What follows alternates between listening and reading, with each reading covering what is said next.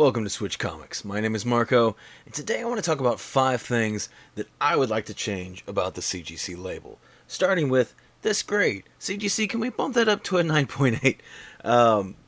In all seriousness, I do have some things that, some of them are little pet peeves. Some of them I think would be easier for just knowledge. And if anything, the whole point of this label is for knowledge.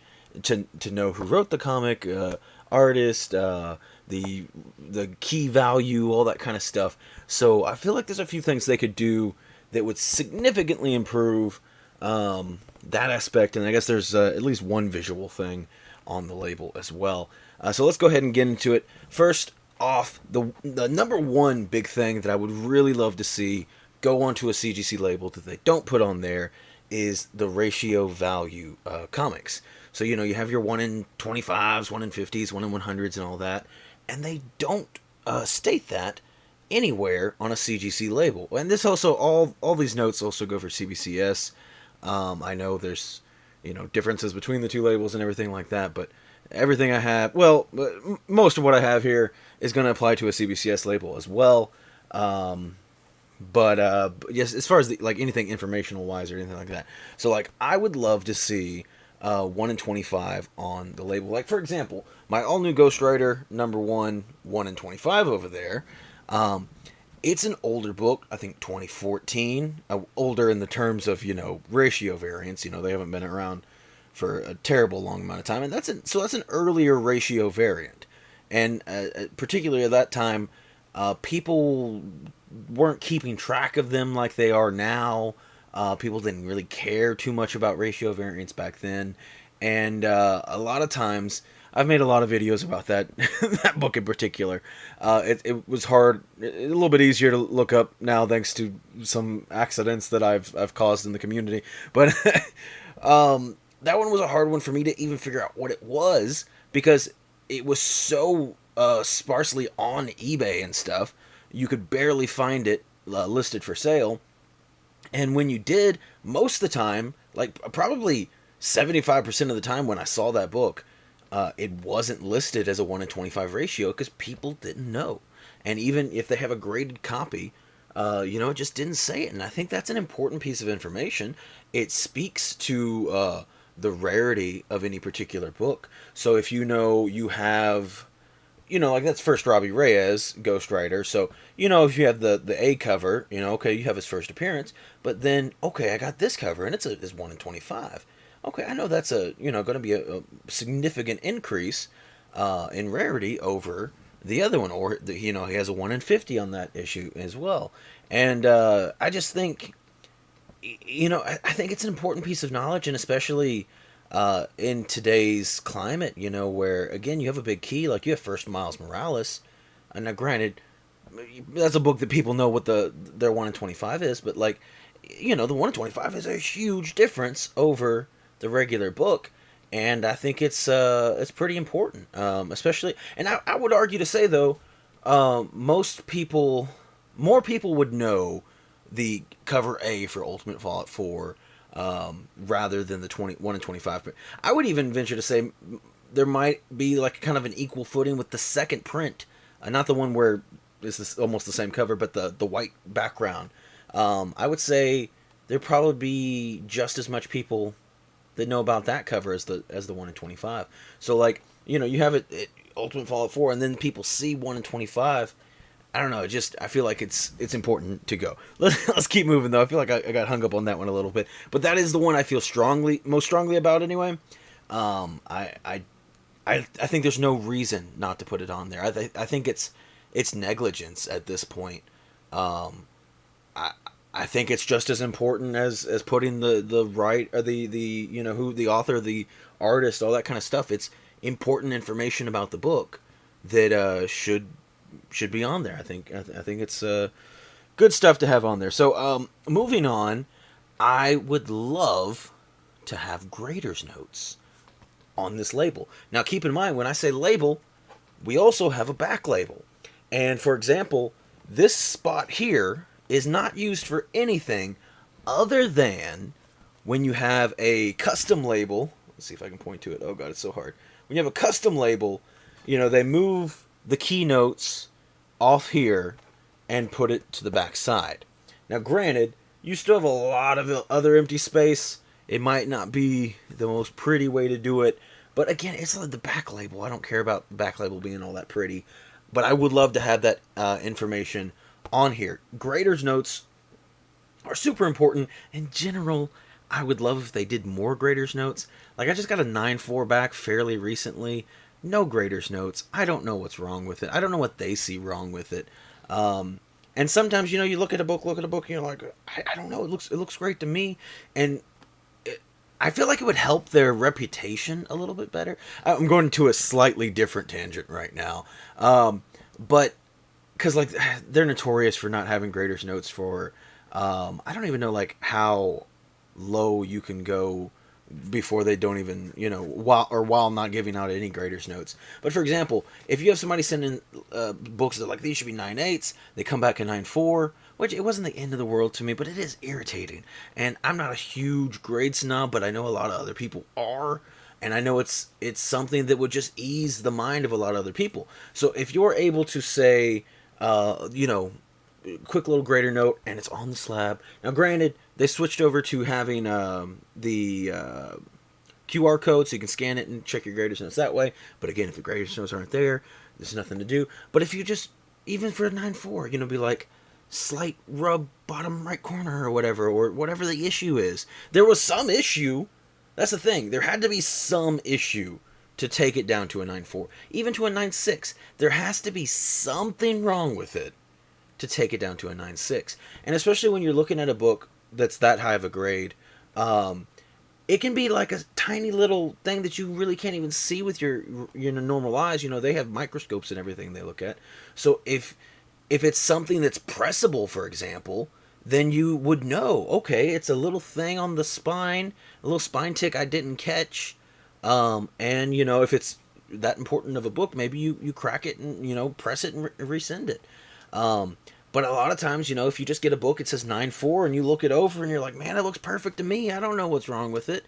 You don't have any frame of reference to, think, could I get a better grade on this book? Anyway, that's my slight deviation ramble onto, I think all books should have graders notes, more or less, even if it's something minor. Like I said, even if it just knocks you down to 9.6, give me a reason.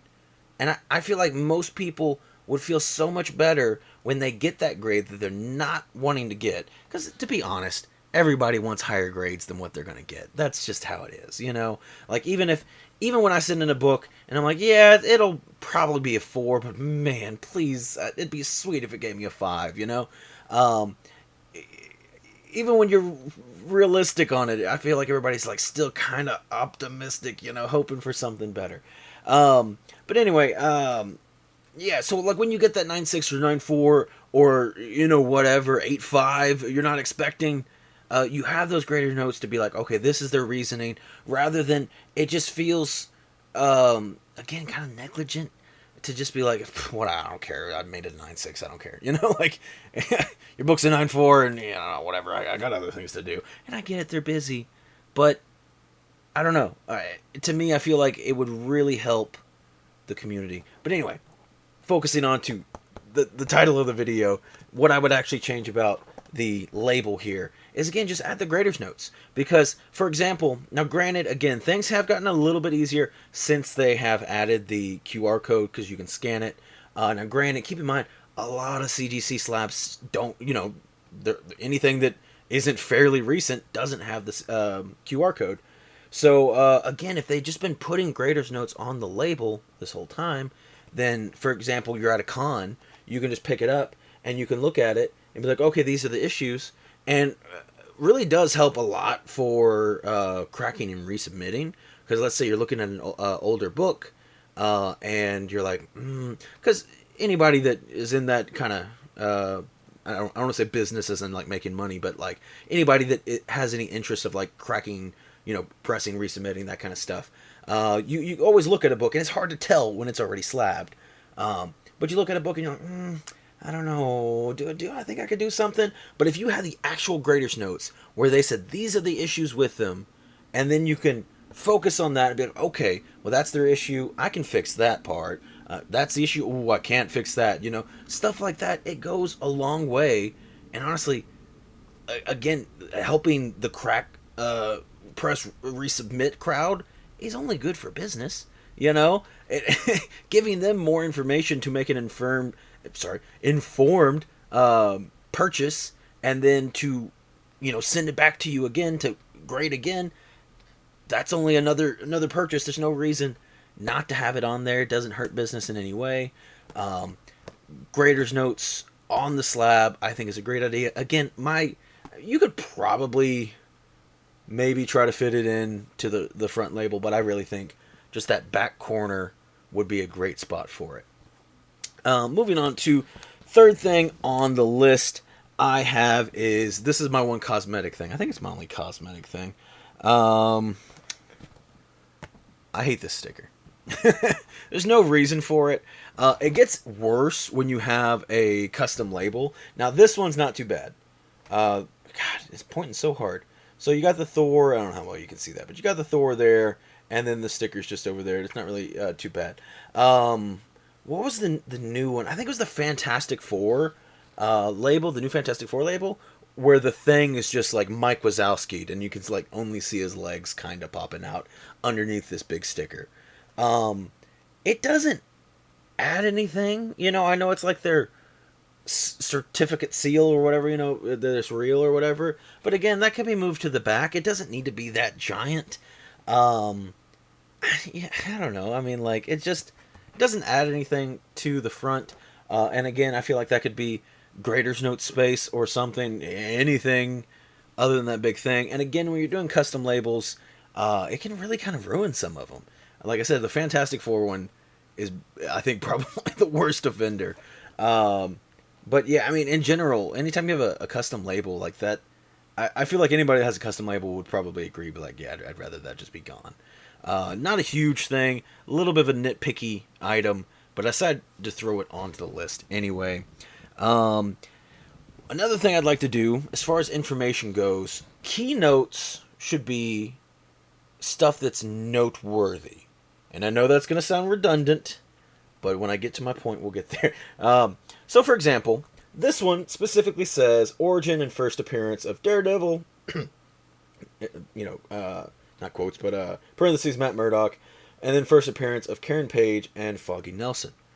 Okay, that's all important stuff. Good stuff to know. What kills me is some of these comics that'll say, like, appearance of Green Goblin. Alright. Is it his third appearance? Seventh appearance? Is it his 45th appearance? Like, what point does an appearance matter? And I feel like I'll see that, and I don't think there's necessarily any particular trend.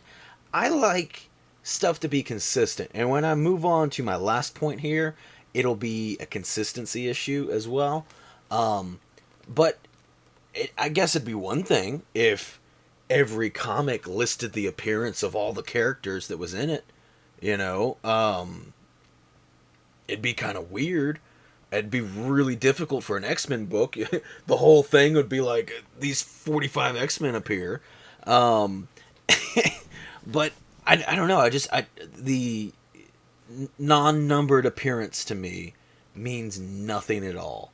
I don't think it adds any significant history. It doesn't add any value. It's nothing important. It's just wasted space on a label that doesn't mean anything. And again, not the biggest deal in the world. At the end of the day, I guess I don't care that much. I'm not losing any sleep over it. But it's just one of those things that when I see it, it's strange to me. And it's irritating, and it's like, I just don't understand it. Like, whose decision was it to be like, you know what? I really like Doctor Doom. And I just want people to know that he's in this comic. Like, I don't understand it. Maybe, possibly, because again, I'm not into the comic game for a long point of time now. It's about 2 years now. So maybe there's something I don't know about it. If there's something you know about a CGC or CBCS, whatever, label saying character appearance and it's not numbered, it's just like that has some other significant value. And there is something to be said about certain characters, like, you know, first Joker appearance in the Silver Age or something. Okay, I think it's probably a little extra, but okay, that's keyworthy to me. I think that's noteworthy, as I said earlier. But yeah, just, you know, on Joker's 800th appearance and put Joker appearance. Okay, I know he's in Batman books. I get it. You know, like there's no reason to be doing that. But again, like I said, maybe there's something I don't know about that. If there is, I'd love to know about it. Unless it's something irritating, because that's at the end of the day, like I said, I feel like there's just a lot of weird inconsistencies in CGC, which will lead me to my final point here. I have one specific example for this. So if you look at Amazing Spider-Man 365, it says first appearance of Spider-Man 2099. And despite, really, it's a preview of Spider-Man 2099, which wouldn't be an issue if they didn't take, for example, my counter to that is there are several books that have a preview of Strange Academy 1, which is a first appearance, big gallery of all kinds of characters. But Strange Academy 1 is credited as their first appearance. And then everything else is just a preview. And so it doesn't count, you know. And I just want to know why. Why is there a difference? I'm of the opinion, and this will kind of go into a slightly different rant where about cameos and previews and different things like that. I'm of the opinion that a preview should be labeled as a preview. I'm okay with that. I like it being like, okay, that's a preview. It doesn't really count. Sure, okay.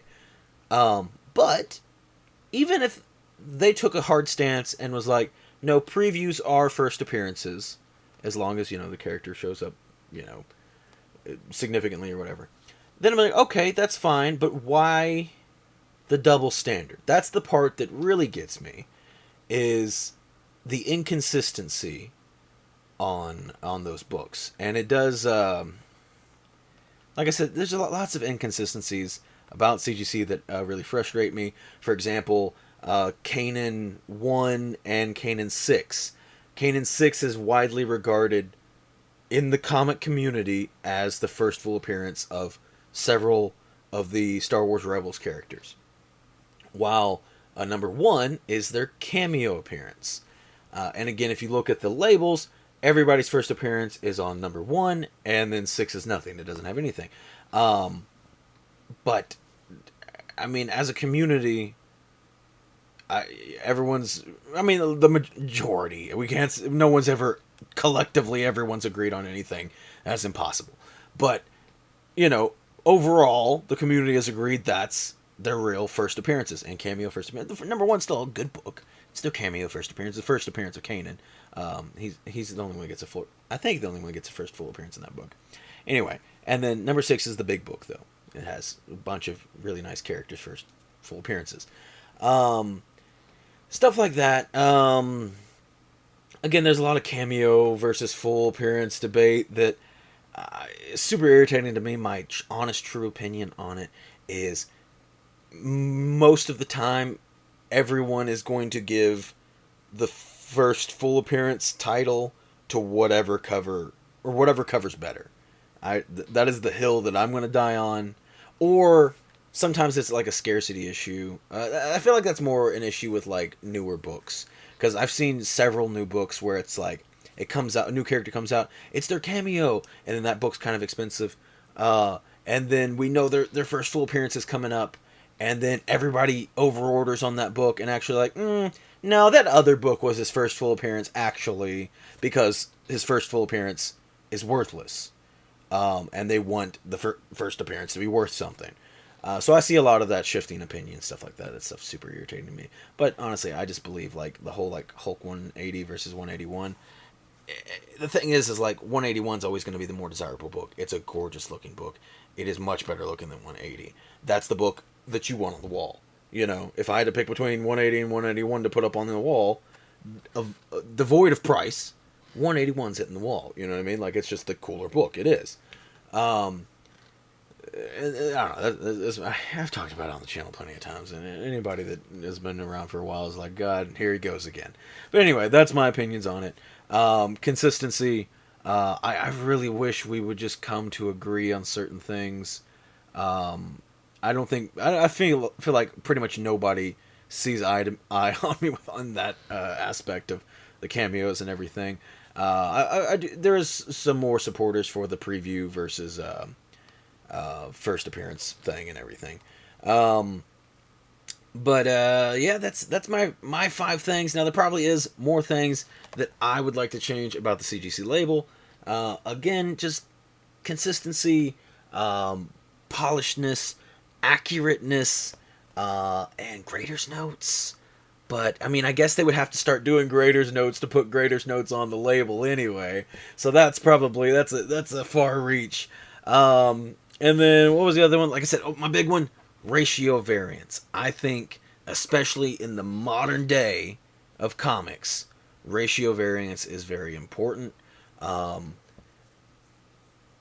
Unfortunately, it's one of those things, like, I think the most important would be for the earlier, like the 2010 to 2015 kind of era of ratio variance, where people didn't document that kind of stuff and keep up with it as much.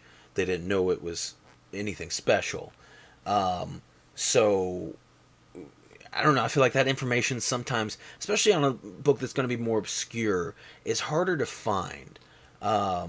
So you can, like I said, like when I was looking up that variant, it just most of the time it'd pop up a Smith variant because that's what the label says. But the fact that it's a 1 in 25 is pretty important, I think. Anyway, I don't know. I'm retracking. I'm redoing the video at this point. I'm starting at point 1. I'm gonna just double down on everything. That's what I think. If there's any other changes you would like to see to the CGC or CBCS label, I know people don't like the CBCS label because there's not a white box on there. I don't really care that much. I agree it looks better. I don't think it looks that much different. It's more or less the same. But anyway, if there's any other things you would like to see different, or if you agreed with any of the things that I brought up, or disagreed, let me know in the comments down below. I'd love to hear about it. Hopefully, I will have a steady stream of videos coming out this weekend, but I cannot promise it, because the comic shop that I work at, we're doing I think it's a 3-day flea market, and we're also doing a 1-day convention. And it is pretty hectic. One day I am working 7 to 7 roughly. That one's going to be pretty chaotic. I hate 1-day cons. I love a little tangent. Again, that's what I do. But anyway, I love when you can go set up the day before and then show up, rather than I hate the early stuff. I'm also not a morning person. Like the other day, I didn't go to bed till 5 a.m. I'm a madman, okay? But I gotta be there at 7 in the morning, and that is so rough. That is so rough for me, and I hate it. Anyway, so hopefully regular videos coming out the rest of this week.